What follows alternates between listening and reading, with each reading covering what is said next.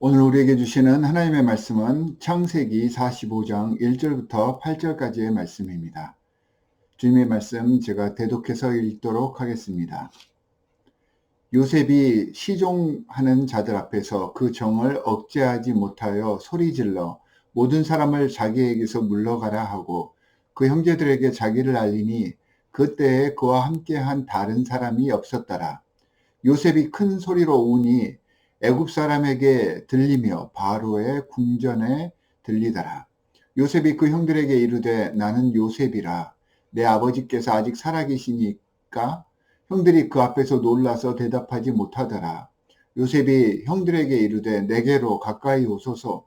그들이 가까이 가니 이르되 나는 당신들의 아우 요셉이니 당신들이 애굽에 판 자라. 당신들이 나를 이곳에 팔았다고 해서 근심하지 마소서. 한탄하지 마소서. 하나님이 생명을 구원하시려고 나를 당신들보다 먼저 보내셨나이다. 이 땅에 2년 동안 흉년이 들었으나 아직 5년은 밭갈이도 못하고 추수도 못할지라. 하나님이 큰 구원으로 당신들의 생명을 보존하고 당신들의 후손을 세상에 두시려고 나를 당신들보다 먼저 보내셨나니 그런즉 나를 이리로 보낸 이는 당신들이 아니요 하나님이시라. 하나님이 나를 바로에게 아버지로 삼으시고 그 온 집의 주로 삼으시며 애굽 온 땅의 통치자로 삼으셨나이다. 주님의 말씀입니다. 자, 유다를 통해서 형들의 여러 가지 많은 모습들을 통해서 요셉은 그 형들의 진심을 확인하게 됩니다. 시기로 인해서 자격지심으로 인해서 자신을 애굽으로 팔았던 그 형들이 뉘우치며 변화되고 있다는 사실을 확실하게 알게 된 것입니다. 이렇게 유다의 말이 끝나자 요셉은 주변에 있는 모든 사람들을 물러가게 합니다. 이제는 그 홀에 이집트 사람들, 이방 민족들은 남아있지 않고 이스라엘의 자손들, 야곱의 아들들만 남았습니다. 그제서야 형제들 앞에서 자신의 정체를 밝히고 목 놓아 웁니다. 4절에서 당신들의 아우 요셉이라고 말하며 애굽의 총리로서가 아니라 이스라엘의 아들로서 형들 앞에 나서게 됩니다. 그러면서 요셉은 형들에게 사죄를 요구하거나 보복을 선고하는 대신에 그들의 잘못을 하나님 아버지의 눈으로 바라봐 주면서 그들을 억누르고 그들을 괴롭히던 그 과거로부터 떠날 것을 요청합니다. 5절 말씀을 조금 풀어서 이야기를 해보면 이제는 괴로워하지도 마시고 자신에게 화를 내지도 마십시오. 왜냐하면 나와 여러분 모두, 형님들 모두의 생명을 살리기 위해 하나님께서 나를 여러분에게, 여러분보다 먼저 이곳에 보내신 것입니다. 라고 이야기를 하고 큰 소리로 형제들 앞에서 웁니다. 요셉은 그의 애굽 생활 속에서 그리고 그의 꿈을 통해서 하나님의 섭리를 이해하게 됩니다. 단지 꿈을 꾸는 사람이 아니라 그 꿈을 해석할 줄 아는 사람으로 성장을 하였고요. 또 하나님과 동행하는 삶을 살 수 있었습니다. 지금 그 형들을 만나고 그들의 변화를 지켜보면서 지금까지 애굽에서 경험했던 자신의 힘들었던 이런 삶과 이런 힘든 삶을 만들어 버렸던 형들의 그 죄악, 잘못된 악행들, 그리고 지금 모든 땅에 일어나고 있는 기근의 재앙, 이 모든 것들이 하나님의 계획과 하나님의 섭리 안에서 연결되고 하나님께서 통제하시며 운영하신 하나님의 뜻이라는 것을 분명하게 통찰할 수 있었습니다. 그 자신도, 자신의 삶도, 그리고 악을 행했던 형들도, 형들의 삶도 모두 하나님께서 지금 이 순간을 이루시기 위한 하나님의 뜻을 이루는 도구로 활용되고 있었다는 것을 깨달았습니다. 자, 여기서 이 의미를 한번 묵상해 보려고 합니다.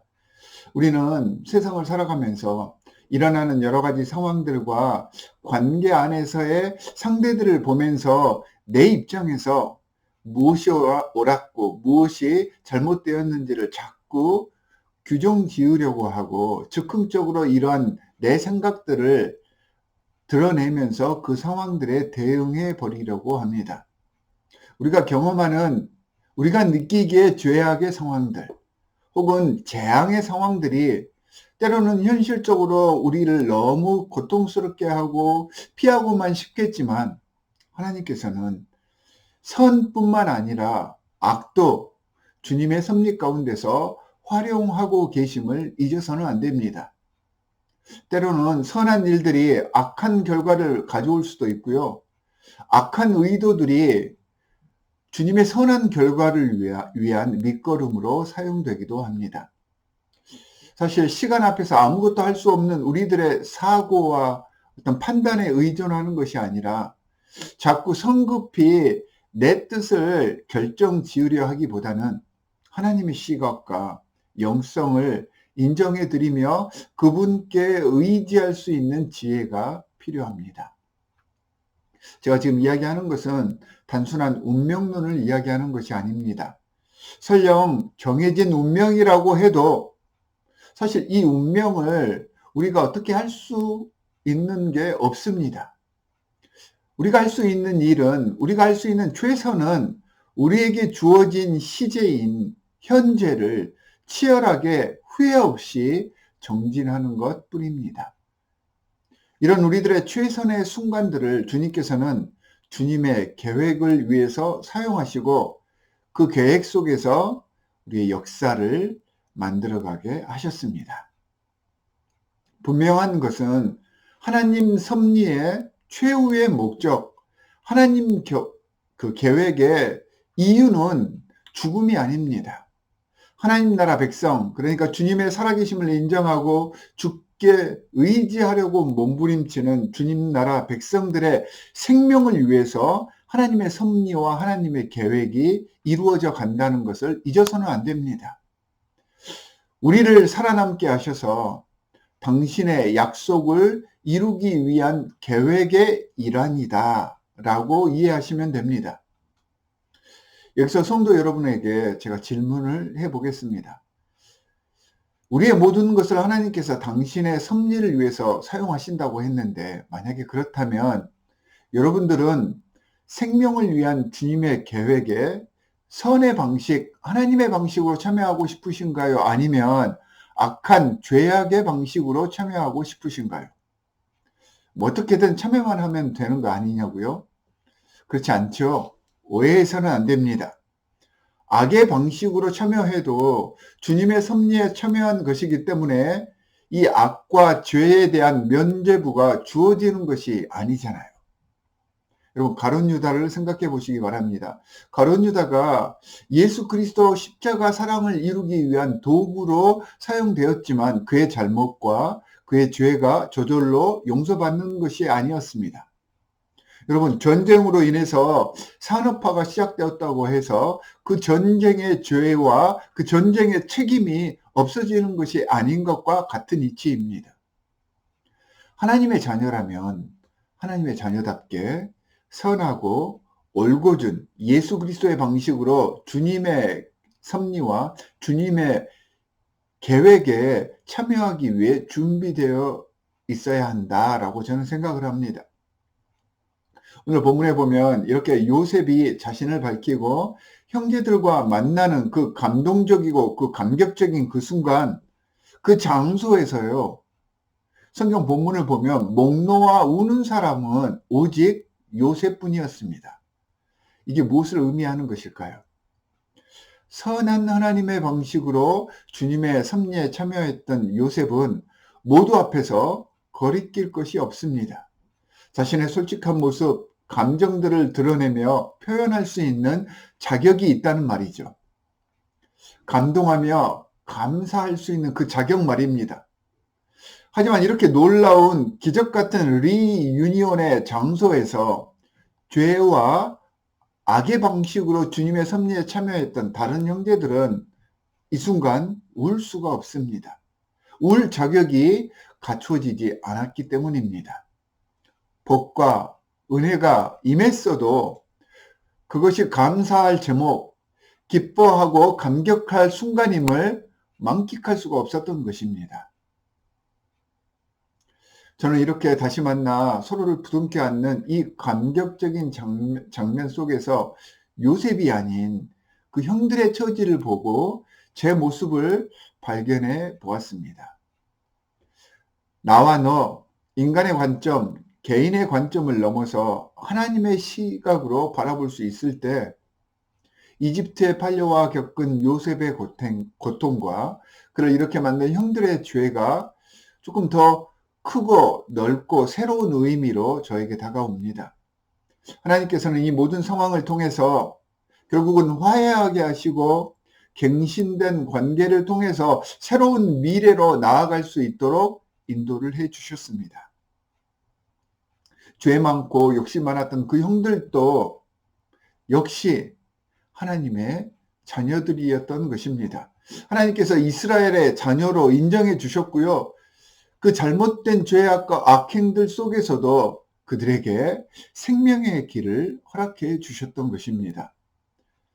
나를 돌아보니까 내 모습이 사실은 요셉처럼 잘한 그러한 모습보다는 이 형들처럼 악한 모습으로 이 세상을 살 때가 많고 또한 이 악한 방식으로 하나님의 섭리에 참여할 때가 더 많았다는 것이 느껴지는데, 하나님께서는 이런 잘못된 내 모습일지라도 내가 주님을 주님으로 부르고 있기 때문에, 주님의 자녀이기 때문에 나와 우리의 생명을 위해서 온전한 구원의 역사를 위해 모든 상황을 인도하시고 나를 지키시고 우리를 지켜주신다라고 하는 것을 오늘 본문 말씀을 통해서 깨달았습니다.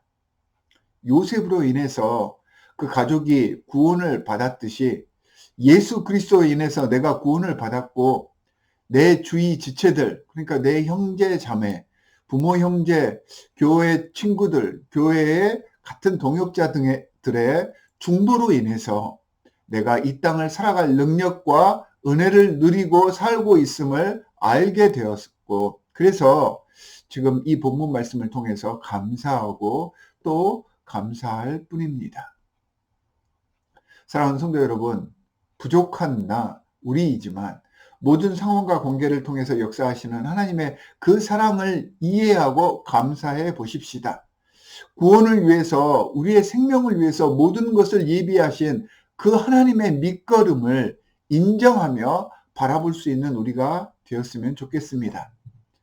하나님께서 이제는 이렇게 악한 행동들 속에서도 우리를 축복하시고 인도해 주셨는데, 앞으로는 우리도 요셉처럼 우리로 인하여서 우리 주위에 있는 지체들이 주님의 은혜 안에 들어갈 수 있게 되는, 나를 통해서 하나님 나라가 세상 속에 흘러 들어갈 수 있는 우리가 될 수 있도록 우리를 만들어 가시기를 바랍니다.